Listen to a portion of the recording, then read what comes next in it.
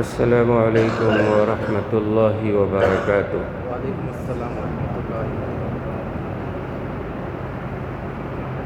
بسم اللہ الرحمن الرحیم۔ الحمد للہ وکفی وسلام علی عبادہ الذین اصطفی، اما بعد فأعوذ باللہ من الشیطان الرجیم، بسم اللہ الرحمن الرحیم۔ وَإِذَا سَأَلَكَ عِبَادِي عَنِّي فَإِنِّي قَرِيبٌ أُجِيبُ دَعْوَةَ الدَّاعِ إِذَا دَعَانِي فَلْيَسْتَجِيبُوا لِي وَلْيُؤْمِنُوا بِي لَعَلَّهُمْ يَرْشُدُونَ۔ صدق اللہ العلی العظیم وصدق رسولہ النبی الکریم، ونحن على ذلك من الشاہدین والشاکرین، والحمد للہ رب العالمین۔ رب اشرح لی صدری ویسر لی امری واحلل عقدۃ من لسانی یفقہوا قولی۔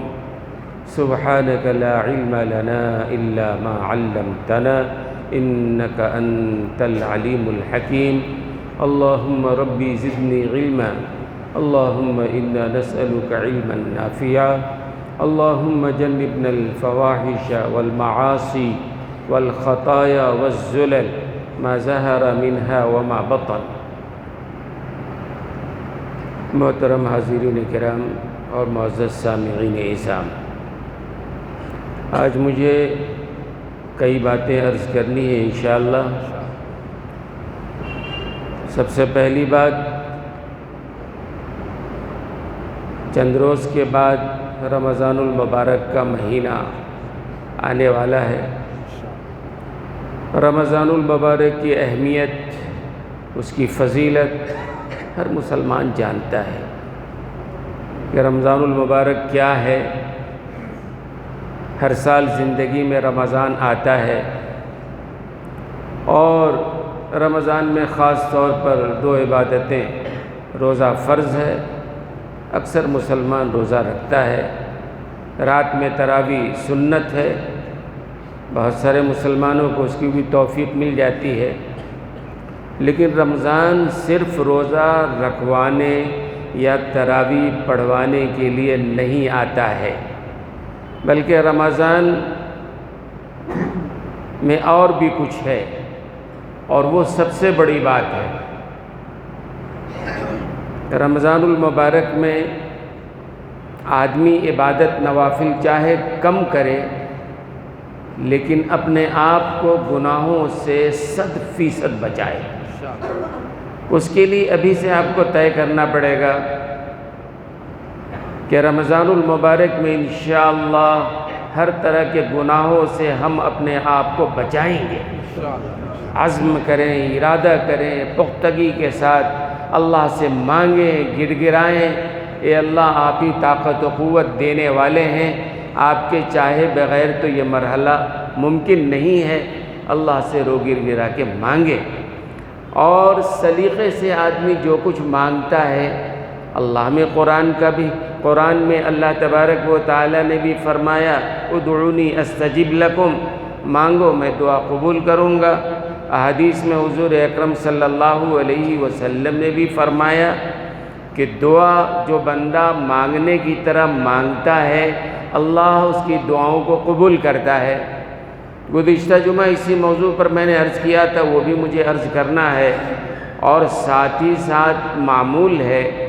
حضور اکرم صلی اللہ علیہ وسلم کا معمول مبارک تھا کہ رمضان المبارک سے پہلے شعبان المعظم کا یہ آخری جمعہ ہے، آئندہ جمعہ یقینی طور پر رمضان المبارک کا ہوگا، تو شعبان المعظم کے آخری جمعہ میں یا رمضان المبارک سے 2-4 روز پہلے صحابہ کہتے ہیں کہ حضور اکرم صلی اللہ علیہ وسلم کا معمول مبارک تھا کہ صحابہ میں بھی آپ ترغیب و ترہیب کے لیے رمضان کے فضائل، روزے کے فضائل، اس کے مقاصد، اس کی حکمتوں کو، رمضان المبارک کے برکتوں کو بیان فرمایا کرتے تھے۔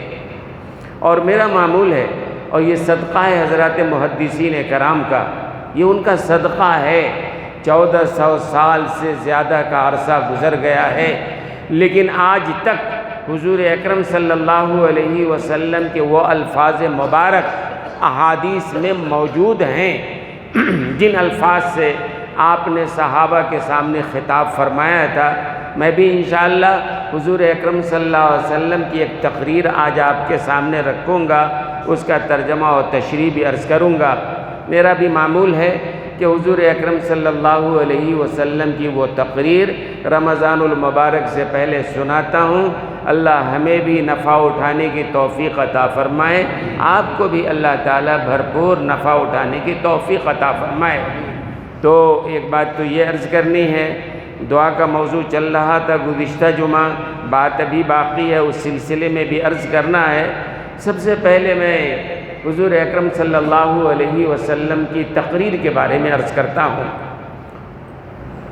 آپ دیکھیں، اندازہ لگائیں کہ حضور اکرم صلی اللہ علیہ وسلم کی جو تقریر ہوتی تھی نا، کتنی مختصر ہوتی تھی۔ 1 منٹ کی، 2 منٹ کی، 3 منٹ کی، 4 منٹ کی مختصر تقریر۔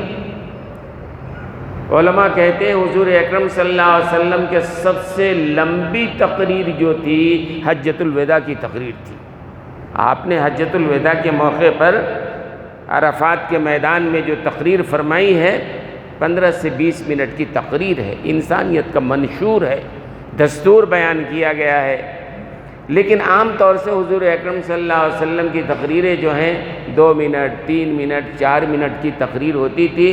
ایک تقریر میں ابھی سنا رہا ہوں، حضور اکرم صلی اللہ علیہ وسلم کے الفاظ آپ کے سامنے عرض کر رہا ہوں، جس تقریر کو امام منذری نے، حوالہ بھی اس لیے دے رہا ہوں کہ بغیر حوالہ کے احادیث معتبر نہیں ہے، یعنی حضور اکرم صلی اللہ علیہ وسلم کی یہ تقریر ہم تک کیسے پہنچی ہے، تو امام منذری ہیں۔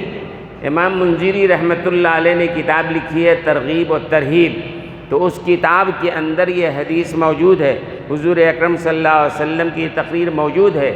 اور اس کتاب میں بھی تقریر جو انہوں نے لیا ہے وہ طبری کے حوالے سے لیا ہے۔ طبری ایک بڑے مفسر ہیں، محدث ہیں، ان سے انہوں نے نقل کیا ہے۔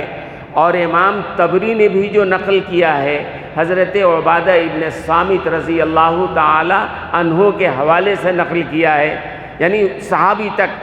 حضرت عبادہ ابن صامت رضی اللہ تعالی عنہ صحابی رسول ہیں، انہوں نے حضور اکرم صلی اللہ علیہ وسلم کی تقریر کو خود سنا، آگے انہوں نے نقل کیا ہے، ان سے نقل کرنے والے طبری نے حوالہ پورا نقل کیا ہے، اور طبری سے نقل کر کے امام منذری نے اپنی کتاب الترغیب و ترہیب میں نقل کیا ہے، وہاں پوری سند آپ کو مل جائے گی۔ بہرحال تو امام منذری نے ترغیب و ترہیب میں طبری کے حوالے سے حضرت عبادہ ابن صامت رضی اللہ تعالی عنہ کی روایت سے ایک تقریر نقل کیا ہے کہ رمضان المبارک سے پہلے حضور اکرم صلی اللہ علیہ وسلم جو تقریر فرماتے تھے وہ تقریر میں آپ کو سنا رہا ہوں۔ پہلے بیان ہی وہی لفظ جو اللہ کے رسول نے بیان فرمایا ہے، تو فرماتے ہیں حضرت عبادہ ابن صامت، ایک دفعہ رمضان آیا، رمضان کا قریب آیا تو اللہ کے رسول نے صحابہ کے درمیان خطبہ ارشاد فرمایا اور فرمایا اتاکم رمضان۔ یہ تقریر حضور اکرم صلی اللہ علیہ وسلم کی، اتاکم رمضان شہر برکہ، یہ تقریر ہے اللہ کے رسول کی۔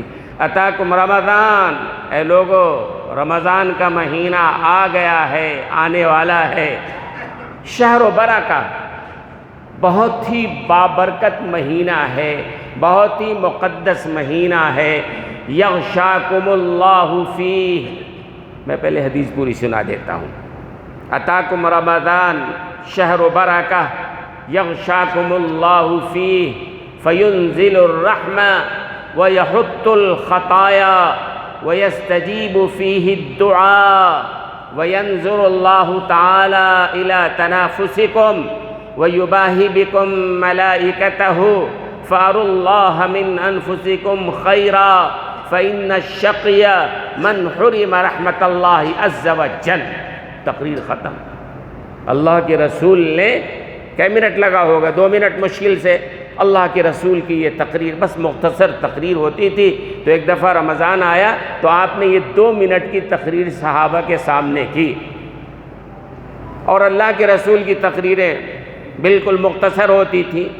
آج ہمارے درمیان تقریریں ہو رہی ہیں، گھنٹوں تقریریں ہو رہی ہیں، اجتماعات میں لمبی تقریریں ہو رہی ہیں، ساری دنیا میں تقریریں ہو رہی ہیں، سوشل میڈیا پہ تقریریں مل رہی ہیں، بہت ساری چیزیں ہیں۔ اتنی لمبی تقریر کیوں ہو رہی ہے؟ وجہ کیا ہے؟ ہو سکتا ہے کوئی کہہ دے کہنے والے میں کمی ہے اسی لیے زیادہ بات کہنی پڑتی ہے۔ کہنے والے کہہ دیں گے سننے والوں میں کمی ہے۔ صحابہ بالکل متوجہ رہتے تھے سرکار کیا فرما رہے ہیں، اور عمل کی نیت سے بالکل تیار رہتے تھے، ہے نا بھائی؟ تو یہاں بھی آدمی اگر دینی مجلس میں بیٹھ رہا ہے، قرآن و حدیث کی باتیں اگر سنائی جا رہی ہیں تو کیسے بیٹھنا چاہیے؟ ہمہ تن متوجہ ہو کر پوری توجہ کے ساتھ اللہ کیا فرما رہے ہیں، رسول اللہ کیا ارشاد فرما رہے ہیں، پوری توجہ سے آدمی کو سننا چاہیے، اور عمل کی نیت سے سننا چاہیے۔ مزہ لینے کے لیے نہیں، مزہ لینے کے لیے قرآن حدیث کی تقریر نہیں ہے، مزہ لینے کے لیے کوئی اور جگہ ہے۔ یہ قرآن و حدیث کی باتیں عمل کے لیے ہیں، آدمی پوری توجہ سے سنیں اور عمل کی نیت سے سنیں کہ جو باتیں ہمارے سامنے آئیں گی ہم اس پر عمل کریں گے۔ آدمی اگر متوجہ ہو، عمل کی نیت کے لیے تیار ہو، جو بات آئے فوراً سر جھکائے گا۔ اگر تیار نہیں ہے، گھنٹوں سمجھانا پڑتا ہے، مختلف انداز سے بتانا پڑتا ہے۔ بعض لوگ یہ بھی کہہ دیتے ہیں نئی تقریر نہیں ہے، بھئی رمضان آئے گا تو رمضان میں تو وہی تقریر ہوگی نا، قرآن تو وہی ہے جو پہلے نازل ہوا ہے، نیا قرآن تو نہیں ہے نا کہ امام صاحب سورہ فاتحہ، ہمیشہ سورہ فاتحہ، ہر نماز میں سورہ فاتحہ، کچھ اور پڑھیں، کہاں سے پڑھیں گے؟ وہی جو اتری ہے، قرآن جو آیا ہے وہی پڑھنا ہے نا۔ رمضان آئے گا اس سے متعلق قرآن و حدیث کی جو باتیں ہیں وہی باتیں تو بتائی جائیں گی نا۔ تو آدمی کا کام یہ ہے کہ پوری توجہ کے ساتھ سنیں، عمل کی نیت سے سنیں، اور اس نیت سے بھی سنیں آپ کہ رمضان کا مقدس مہینہ ہمارے سامنے ہے، اللہ نے ہماری زندگی میں ایک بار اور عطا فرمانے جا رہے ہیں، ہمیں پورا جی جان لگا دینا چاہیے۔ جیسے دنیا کمانے کے لیے، اپنی تجارتوں کے لیے، اپنے مسائل کے لیے جس طرح آدمی جی جان لگا دیتا ہے، ایسی رمضان مغفرت کا مہینہ آ رہا ہے، برکت کا مہینہ آ رہا ہے، جنت حاصل کرنے کا مہینہ آ رہا ہے۔ ہم اس کے ایک ایک لمحے کی قدر کریں گے انشاءاللہ۔ کوئی لمحہ رمضان کا ہمارا ضائع نہیں ہوگا۔ گفتگو میں، باتوں میں، دوستوں سے ملنے ملانے میں، سڑکوں پر گھومنے میں ہرگز نہیں، بلکہ ہمارے اکابرین علماء حضرت مولانا زکریا صاحب رحمۃ اللہ علیہ کی بات میں نے پہلے بھی نقل کیا ہے کہ رمضان المبارک میں حضرت کثرت سے تلاوت فرماتے تھے، روزانہ تقریباً 1 ختم قرآن فرماتے تھے۔ حضرت نے لکھا ہے اپنی آپ بیتی میں کہ ایک دفعہ رمضان المبارک میں ہمارا بہت ہی قریبی دوست، عام آدمی نہیں، ہمارا ایک بہت ہی قریبی دوست ملنے کے لیے آیا۔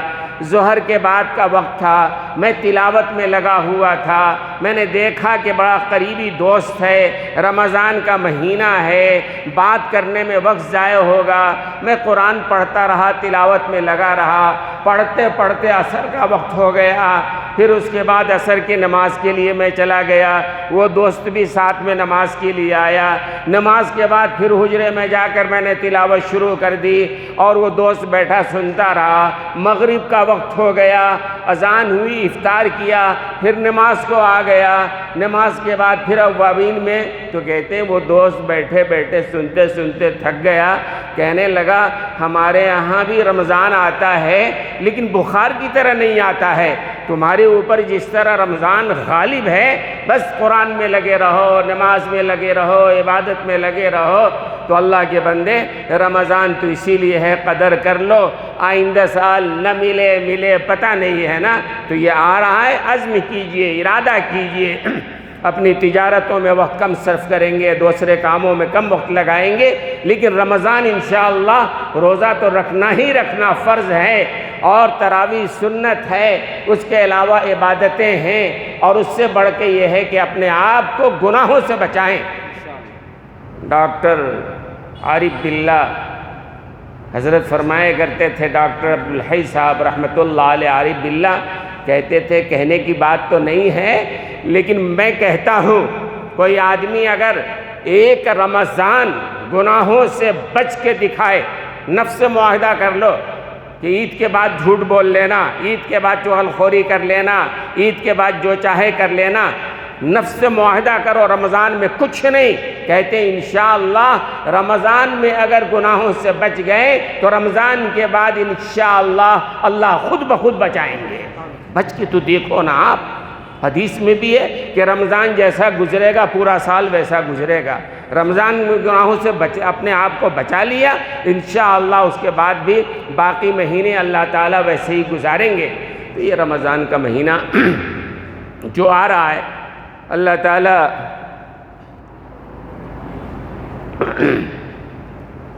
ہم سب کو اس کی قدر کرنے کی توفیق عطا فرمائے۔ تو میں خطبہ سنا رہا تھا، اس کا ترجمہ کر دوں۔ آپ نے دیکھا 2 منٹ کی تقریر ہے، اللہ کے رسول نے کی اور صحابہ متوجہ، فوراً عمل کے لیے دوڑ پڑے، آگے کوئی مسئلہ نہیں، تشریح نہیں، تذکرہ نہیں، کچھ اور بات نہیں، تو عمل کے لیے متوجہ ہو، تھوڑی بات کافی ہے۔ اس کا ترجمہ اتاکم رمضان، بھئی رمضان کا مہینہ آ رہا ہی آ گیا سمجھو، رمضان المبارک کا مہینہ اب آ ہی گیا، اور کیا، اگلا جمعہ تو یقیناً رمضان کا ہوگا، بیچ میں 4-5 روز ہے، کیلنڈر کے حساب سے، ماہرین کے حساب سے پہلا روزہ جمعرات کو ہو سکتا ہے، آگے پیچھے بھی ہو سکتا ہے، چاند کی اطلاع جیسے ہوگی، اصل تو منحصر اس پہ ہے، لیکن ماہرین کی رائے ہے کہ اگلا یعنی پہلا روزہ جمعرات کا ہے انشاءاللہ۔ تو چند دن ہے بیچ میں، آپ تیاری کر لیں، اس کے بعد تو اللہ کے رسول نے فرمایا اتاکم رمضان، رمضان کا مہینہ آ گیا ہے، شہر برکہ، یہ مہینہ بڑی برکت والا ہے، بڑی رحمت والا ہے۔ علماء نے لکھا ہے، مجددی الفسانی رحمۃ اللہ علیہ نے لکھا ہے، اللہ اکبر اللہ اکبر، حضرت نے لکھا ہے پورے سال میں جتنی اللہ کی برکتیں رحمتیں اترتی ہیں، اور رمضان میں جو رحمتیں برکتیں اترتی ہیں، رمضان کی رحمتوں برکتوں کو ایک طرف رکھو، اور پورے 11 مہینے میں جو رحمتیں برکتیں اترتی ہیں، حضرت لکھتے ہیں کہ دونوں میں جو مشابہت ہے، کہتے ہیں پورے سال میں جو برکتیں اترتی ہیں ایک قطرے کے مانند ہیں۔ جیسے سمندر میں کوئی آدمی انگلی ڈبا کے نکالے تو ایک قطرہ پانی آئے گا، فرمایا کہ 11 مہینے میں جو اللہ کی رحمتیں اترتی ہیں ایک قطرے کے مانند ہے، اور رمضان میں جو رحمتیں اترتی ہیں سمندر کی بحر بیکرا کی طرح، سمندر کی طرح ہے، یہ اللہ کی رحمتیں اتر رہی ہیں۔ تو اتنا بابرکت مہینہ ہے، اور اس مہینے میں ہماری طرف سے گناہ ہو، غفلت ہو، جھوٹ ہو، چغل خوری ہو، غیبت ہو، ظاہر سی بات ہے تباہی بربادی کی بات ہے، اللہ ہماری حفاظت فرمائے۔ تو اللہ کے رسول نے فرمایا شہر برکہ، بابرکت مہینہ، یغشاکم اللہ فیہ، اس مہینے میں اللہ کی رحمت تم کو اپنے آغوش میں لے لیتی ہے۔ یغشاکم اللہ فیہ، علماء کہتے ہیں کہ صحیح معنوں میں اردو زبان میں اس کا ترجمہ نہیں کیا جاتا ہے۔ یغشاکم اللہ کا لفظ ہے نا، جو اللہ تعالیٰ کی رحمت پر دلالت کر رہا ہے، اردو زبان میں مکمل طور پر ترجمہ نہیں کیا جا سکتا ہے، لیکن حضرت مولانا منظور نعمانی رحمۃ اللہ علیہ فرماتے ہیں کہ میں اس کا قریب ترین ترجمہ یہ کرتا ہوں کہ اللہ تم کو اپنے آغوش رحمت میں لے لیتا ہے۔ یغشاکم اللہ فی فینزل الرحمہ، اور اللہ تعالیٰ بڑی خاص رحمتیں اتارتا ہے، بڑی خاص رحمتیں، فینزل الرحمہ ویحط الخطایا، اور اللہ تعالیٰ تمہارے گناہوں کو معاف کرتا ہے۔ رمضان المبارک میں اللہ تبارک و تعالیٰ ہمارے گناہوں کو معاف کرتا ہے، اور پھر اس کے بعد کیا ہوتا ہے، وَيَحُطُّ الْخَطَايَا وَيَسْتَجِيبُ فِيهِ الدُّعَاء، اور اللہ تعالیٰ رمضان المبارک میں زیادہ سے زیادہ دعائیں قبول کرتا ہے۔ رمضان کے ہر لمحے میں اللہ دعا قبول کرتا ہے، افطار کے وقت کی دعائیں قبول کرتا ہے، سحری کے وقت کی دعائیں قبول کرتا ہے، تہجد میں اللہ دعائیں قبول کرتا ہے، نماز کے بعد کے اوقات میں اللہ دعائیں قبول کرتا ہے۔ لہذا رمضان المبارک کے ہر لمحے میں جناب رسول اللہ صلی اللہ علیہ وسلم فرما رہے ہیں کہ اللہ دعائیں قبول کرتا ہے۔ میں دعا پر ہی ذرا بات کر لیتا ہوں، اس موضوع پر بات کرنا ہے کہ کئی لوگوں کو شکایت ہوتی ہے۔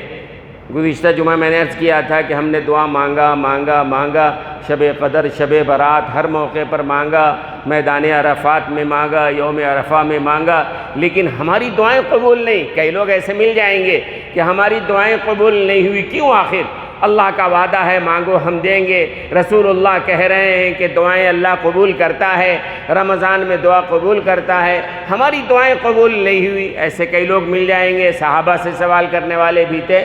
تو علماء نے لکھا ہے اصل میں دعا کے مانگنے کے بھی آداب ہیں اور قبولیت کے بھی آداب ہیں۔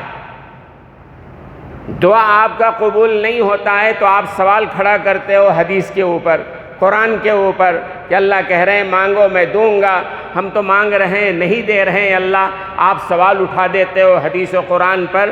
نہیں، اپنے آپ پر سوال اٹھاؤ کہ جو طریقہ بتایا گیا، جو آداب بتائے گئے، اس کے مطابق آپ نے مانگا یا نہیں مانگا۔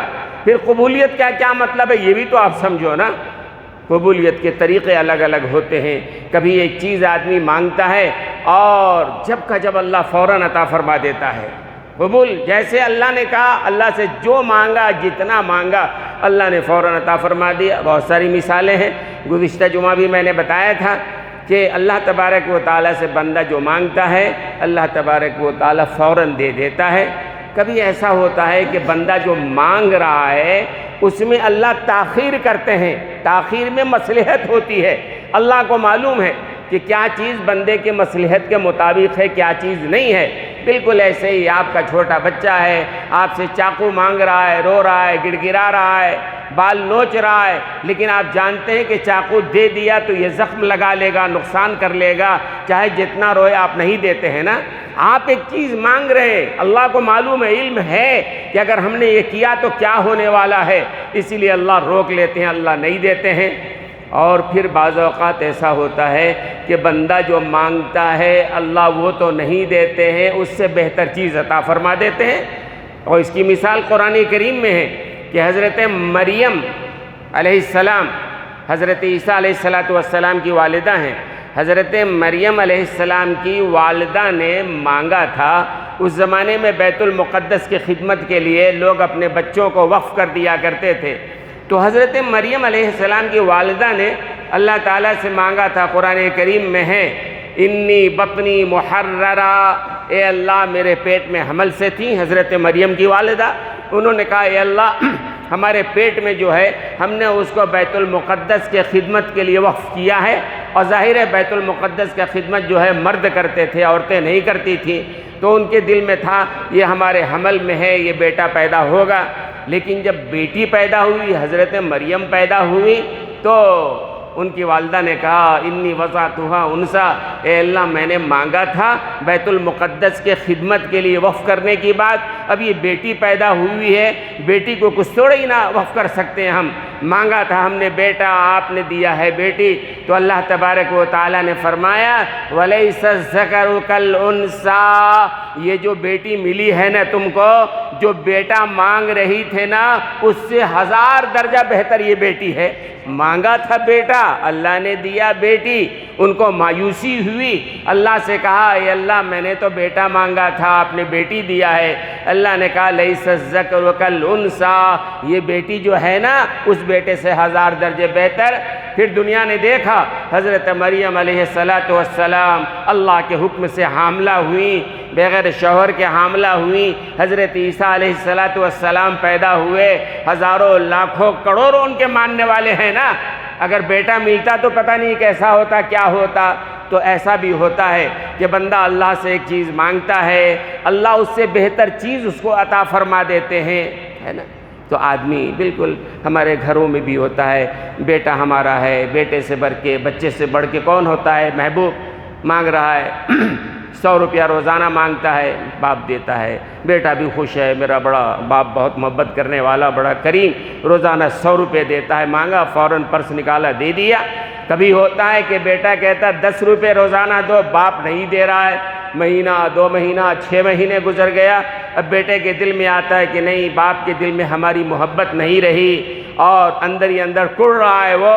6 مہینے کے بعد باپ نے وہ سارے پیسے ملا کے اس کو دیے اور کہا تم بیمار تھے، تمہارا پیٹ خراب تھا، جگر خراب تھا، علاج چل رہا تھا، ڈاکٹر نے ایسی ویسی چیز کھانے سے منع کیا تھا، اگر میں 10-20 روپے دیتا تم جاتے چاٹتے وہ ایسی ویسی چیزیں اور صحت خراب ہو جاتی، اب ٹھیک ہو گئے ہو، ڈاکٹر نے کہا ہے دینے کو، اب یہ پوری رقم لے لو۔ بیٹا خوش ہوتا ہے کہ واقعی باپ اگر اس وقت دیتا تو اور طبیعت بگڑ جاتی، نہیں دیا اب دیا ہے۔ بعض اوقات گزر جاتا ہے، بندہ مانگتا ہے، مانگتے مانگتے زندگی گزر جاتی ہے، 15-20 سال اس کے بعد اللہ دیتے ہیں، بیٹا بھی مانگ رہا ہے، باپ نہیں دے رہا ہے، اور 15-20 سال کے بعد جو ہے جا کر بیٹا ساری رقم ملا کے لاکھوں کی رقم دیتا ہے اور کہتا ہے اس سے جا کے کوئی زمین خرید لو، کوئی جائیداد خرید لو، کوئی دکان لے لو۔ پہلے اگر روزانہ پیسہ دیتے تو چاٹنے میں اور دوستوں میں، نوجوانی کی عادتوں میں برباد کرتے اور کچھ نہیں ہوتا، لیکن اب رقم آ گئی ہے، لہذا تم جو چاہو کرو، خوش ہوتا ہے کہ باپ نے بہت اچھا کیا۔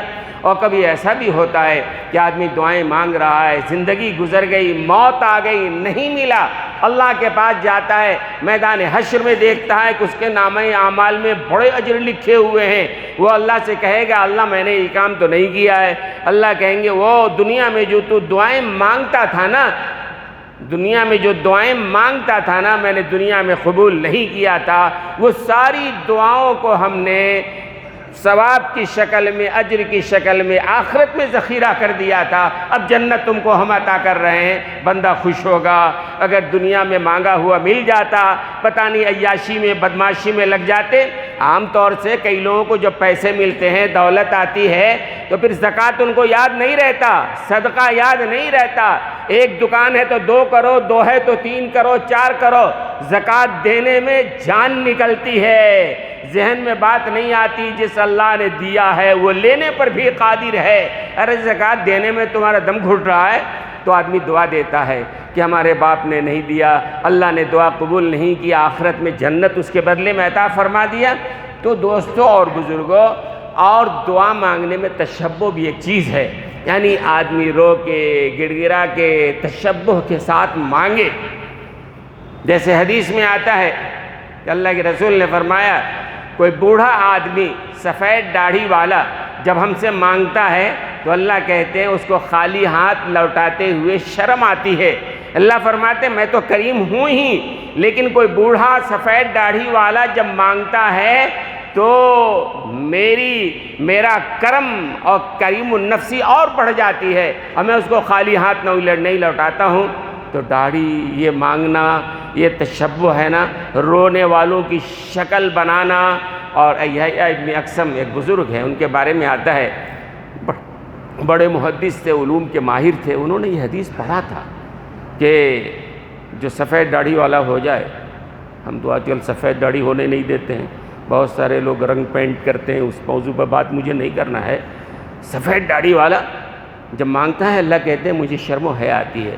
یحییٰ ابن اقسم بڑے محدث ہیں، ان کو حدیث معلوم تھی، موت کا وقت آیا، بال ان کے سفید تھے، داڑھی سفید تھی، حدیث ہے کہ اگر سفید داڑھی والا اللہ سے کچھ عرض کرے اللہ رد نہیں کرتے ہیں، کیا کرو؟ اپنے ایک دوست سے کہا ایک کام کرو، جنازہ تیار ہو جائے، قبر میں لٹانے لگو تو میرے داڑھی پر جو ہے وہ چونا لگا دینا، چونا، تاکہ وائٹ ہو جائے، چونا لگا دینا۔ دوست نے کہا کیوں؟ آخر کہا یہ بحث چھوڑو، بس لگا دینا۔ خیر داڑھی پہ لگا دیا، دفن کر دیا گیا، اللہ کے سامنے حاضری ہوئی، اللہ نے کہا تم نے یہ نہیں کیا، یہ گناہ نہیں کیا، یہ نہیں، اللہ کیا سب کیا، پھر مغفرت لینے آئے ہو؟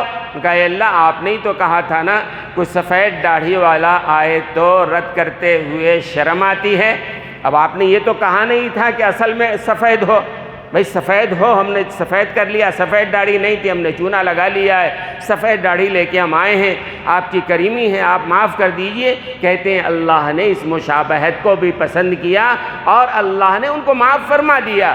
تو مشابہت بہت بڑی چیز ہے، اور میں یہی کہتا ہوں کہ اللہ کے بندو، داڑھی سفید ہونا ایک مشابہت ہے، داڑھی رکھنا یہ بھی تو ایک مشابہت ہے نا۔ میرے آقا کی صورت ہے، آقا نے داڑھی رکھا ہے، مشابہت میں بڑی برکت ہے۔ بلکہ بعض اوقات آتا ہے کہ نام محمد کی مشابہت بھی انشاءاللہ کامیابی کا ذریعہ ہے۔ حدیث میں آتا ہے قیامت کے دن میدان حشر میں سارے لوگ جمع ہوں گے، اللہ کہیں گے یا محمد، اپنے نبی کو آواز دینا ہوگا، محمد نام کی۔ اب محشر کے میدان میں ہزاروں ہوں گے جنہوں نے محمد رکھا ہوگا، اللہ کی طرف سے اعلان ہوگا یا محمد، جتنے محمد نامی ہوں گے لاکھوں کی تعداد میں سب کھڑے ہو جائیں گے۔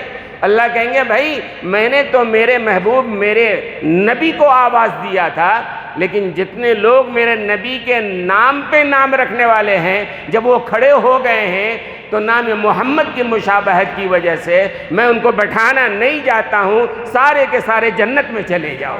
تو نام مشابہت کی بھی برکت ہے، داڑھی کی بھی برکت ہے۔ حدیث میں آتا ہے کہ قیامت کے دن یہ داڑھی جو ہے نا نور بن جائے گا، اور جب آدمی پل صراط پہ چلے گا وہاں جو تاریکی ہوگی تو یہ داڑھی ٹارچ کا کام، نور کا کام دے گا جس کی داڑھی ہوگی۔ یقینی طور پر میں کہتا ہوں چلو ٹھیک ہے، مولویوں جیسے داڑھی نہیں رکھنا چاہتے ہو، کچھ تو داڑھی رکھو نا، معلوم تو ہو کہ یہ مسلمان بندہ ہے۔ اور مصر میں جو ہے آج بھی ہے، کم لوگ داڑھی رکھتے ہیں۔ وہاں کے بڑے بڑے قاریوں کو آپ نے دیکھا ہوگا، قاری عبدالباسط تھے، ابھی جو وہاں کے بڑے بڑے قاری ہیں پوری دنیا میں مشہور ہیں، لیکن داڑھی نہیں ہے۔ مصر میں داڑھی نہیں رکھتے ہیں، بلکہ کوئی داڑھی رکھنے لگے تو اس کو وہاں کے لوگ دہشت گرد کہتے ہیں۔ ایک صاحب نے اپنا واقعہ بیان کیا، وہ سعودی میں مکہ المکرمہ میں کام کرتے ہیں، انہوں نے داڑھی رکھی تھی بڑی سی، تو کسی نے پوچھا کہ بھائی آپ مصری ہو کے داڑھی رکھا ہو؟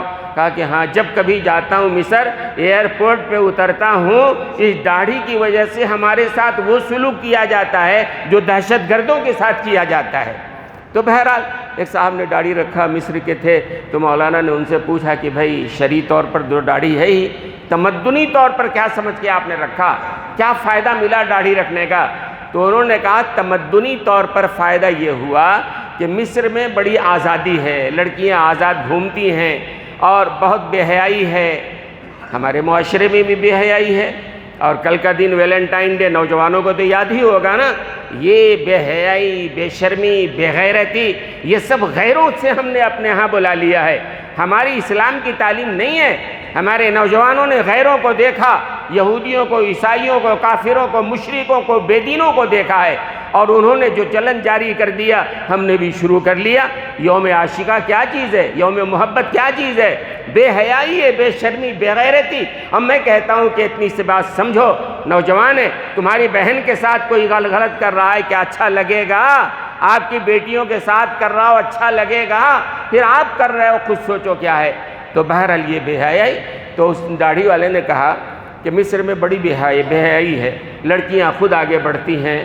تو حضرت کو بتایا کہ داڑھی جو میں نے رکھا، ایک تو نبی کی سنت ہے، وہ تو ہے ہی، تمدنی طور پر یہ فائدہ ہوا۔ مصر کی بات وہ کر رہے تھے کہ داڑھی والوں کی طرف اوباش لڑکیاں متوجہ ہی نہیں ہوتی ہیں، وہ راغب بھی نہیں ہوتی ہیں، اپنی تعریف اپنی طرف نہیں بلاتی ہیں۔ تو اللہ کا کرم یہ ہوا داڑھی رکھنے سے کہ ہم ان اوباش لڑکیوں کے جال میں آنے سے، میرے قریب آنے سے وہ بچ گیا۔ اب اگر متوجہ ہوتی ہیں تو ہماری بیویاں متوجہ ہوتی ہیں، حلال کی شکل ہے۔ تو میں یہ عرض کر رہا تھا دوستو اور بزرگوں، یہ داڑھیاں نور ہے، نبی سے مشابہت ہے، دعا میں بھی مشابہت کا اثر ہے، مشابہت جو ہے نا۔ اور سوال جہاں تک بات ہے دوستو اور بزرگوں، ایک بات ذہن میں رکھو، حدیث میں ہے من لم یسأل اللہ یغضب علیہ، جو اللہ سے نہیں مانگتا ہے اللہ کو اس پر بڑا غصہ آتا ہے۔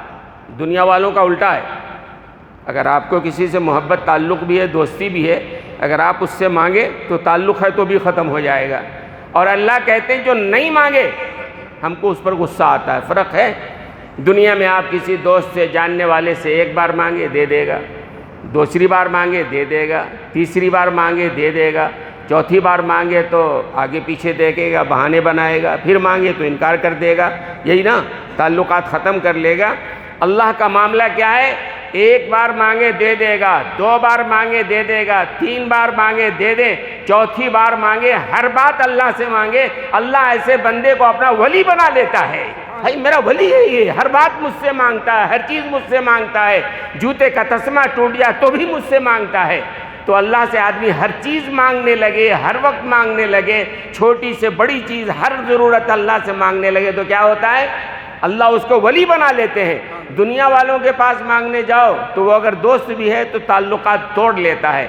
تو اللہ کہتے ہیں من لم یسل اللہ یغضب علیہ، کہ جو اللہ سے سوال نہیں کرتا ہے اللہ کو غصہ آتا ہے۔ سمجھے کہ بھائی لہذا اللہ سے مانگنا چاہیے، زیادہ سے زیادہ مانگنا چاہیے۔ اچھا یہ سوال جو ہے نا، وجہ کیا ہے کہ اللہ کو مانگنے والے سے تعلق اور ولی بناتے ہیں اور دنیا والے مانگنے والے سے بھاگتے ہیں؟ علماء نے وجہ لکھی ہے کہ دنیا کا کوئی ارب پتی ہو، اگر کچھ دے دے گا تو اس کے خزانے میں اتنا تو کم ہوگا نا۔ اللہ کا خزانہ اتنا بڑا ہے، اللہ پوری دنیا کو بھی دے دے اس کے خزانے میں ذرہ برابر بھی کمی نہیں آئے گی۔ اللہ چاہتے ہیں بندگی ہو۔ اور ایک سوال ہوتا ہے، یہ بات بھی سمجھنا چاہیے، ایک سوال محبت ہوتا ہے، ایک سوال ذلت ہوتا ہے۔ ایک محبت کا سوال ہوتا ہے، ایک ذلت کا سوال ہوتا ہے۔ شریعت نے ذلت کا سوال کرنے سے روکا ہے۔ السوال ذل، اپنی ضرورت کے لیے آپ کسی کے پاس جا رہے ہیں مانگنے کے لیے، یہ ذلت کا سوال ہے، شریعت نے روکا ہے۔ نہیں ایسا نہیں کرنا چاہیے، الا یہ کہ آدمی مخمصے کی حالت میں ہو، اضطرار کی حالت میں ہو، نہ مانگے تو جان جانے کا موقع ہو، نہ مانگے تو عزت و آبرو جانے کا موقع ہو، تب مانگ لو، ٹھیک ہے، بلا ضرورت مت مانگو۔ ایک ہے سوال محبت، سوال محبت اس میں نہیں آتا ہے، اور یہ مدرسوں کے لیے جو لوگ چندہ کرتے ہیں وہ بھی اس سوال میں نہیں آتا ہے۔ ذہن میں رکھیے آپ، بہت سارے لوگ کیا سمجھتے ہیں پیسے والے، یہ مدرسے کے محتمیم حضرات، یہ ذمہ دار جو مدرسے کے بچوں کی یتیموں کے لیے مانگنے آتے ہیں، وہ سمجھتے ہیں کہ ان کو دے رہے ہیں، ان کے جیب میں وہ پیسہ جا رہا ہے۔ وہ سوال ذلت نہیں ہے، وہ غریب بچوں کے لیے مانگ رہے ہیں۔ اور یہ کام جناب رسول اللہ صلی اللہ علیہ وسلم نے بھی کیا ہے۔ آپ نے جہاد کے موقع پر دین کی ضرورت کے لیے، مسجد کے لیے، آپ نے مسجد کے ممبر و محراب سے اعلان فرمایا ہے۔ تو مدرسوں کے لیے کوئی مانگ رہا ہے، وہ سوال ذلت نہیں ہے، اپنے لیے سوال نہیں کر رہا ہے، اپنے لیے سوال کرنا غلط ہے۔ اچھا اپنے لیے سوال کرنا بھی سوال محبت کے طور پر ہوتا ہے۔ مثال کے طور پر ہو گیا، ایک بات سنا کے بات ختم کروں گا، دیر ہو جائے تو غصہ مت ہو جائیے۔ حضور اکرم صلی اللہ علیہ وسلم حضرت بریرہ کے پاس، یہ حضرت بریرہ جو ہیں غریب صحابیہ ہیں، حضرت عائشہ صدیقہ رضی اللہ تعالی عنہ کی باندی تھی، ان کی مملوکہ تھی، غریب تھی حضرت بریرہ۔ حضور اکرم صلی اللہ علیہ وسلم ایک دفعہ حضرت بریرہ کے گھر گئے، غریب ہیں، دلجوئی کے لیے آپ گئے، اور جا کے اللہ کے رسول نے کہا حضرت بریرہ سے کچھ کھانے کا ہے، بھوک لگی ہے۔ حضرت بریرہ نے کہا ہاں یا رسول اللہ ہے تو، لیکن آپ کے لیے نہیں ہے۔ کہا کیا ہے؟ کہ یا رسول اللہ گوشت ہے رکھا ہوا، لیکن آپ نہیں کھا سکتے ہیں۔ اللہ کے رسول نے پوچھا کیوں، میں کیوں نہیں کھا سکتا ہوں؟ تو حضرت بریرہ نے کہا یا رسول اللہ یہ صدقے کا گوشت ہے جو کسی نے دیا ہے، ظاہر ہے آپ تو امام الانبیاء ہیں، آپ تو صدقے کا نہیں کھا سکتے ہیں۔ تو اللہ کے رسول صلی اللہ علیہ وسلم نے فرمایا لَكِ صَدَقَةٌ وَلَنَا هَدِيَّةٌ، صدقہ دینے والے نے تم کو دیا، تم پر صدقہ ادا ہو گیا، اب اگر تم ہم کو کھلاؤ گی یہ ہدیہ بن جائے گا، یہ صدقہ نہیں رہے گا۔ اب اس حدیث سے علماء نے بہت سارے مسئلے نکالے ہیں، ان مسئلوں کے بیان کرنے کا وقت نہیں ہے، میں یہاں صرف اتنا کہنا چاہتا ہوں حضور اکرم صلی اللہ علیہ وسلم نے حضرت بریرہ سے جو سوال کیا یہ ذلت کا سوال نہیں تھا، یہ سوال محبت تھا۔ وہ غریب تھی، ان کو اچھا لگے کہ اللہ کے رسول ہمارے گھر آئے، آپ نے کچھ مانگا۔ ہوتا ہے نا کبھی کبھی کسی دوست سے بہت تعلق ہے، جا کے سوال کرتے ہیں چلو بھائی کھائیں گے کھلائیں گے، یہ سوال محبت ہے۔ تو اللہ تبارک و تعالیٰ سے جو سوال ہے وہ اللہ کے سامنے ذلت نہیں ہے، اللہ کے دربار کے علاوہ کوئی دربار نہیں ہے۔ اللہ سے جتنا مانگو جتنا مانگو جتنا مانگو، اللہ اپنا قرب اور اپنی ولایت اللہ عطا فرماتے رہے۔ تو وقت بھی ہو گیا، یہ بار بار کہہ رہے ہیں، اسی لیے آج میں یہی بات ختم کرتا ہوں۔ اللہ تبارک و تعالی ہمیں سمجھنے عمل کرنے کی توفیق عطا فرمائے۔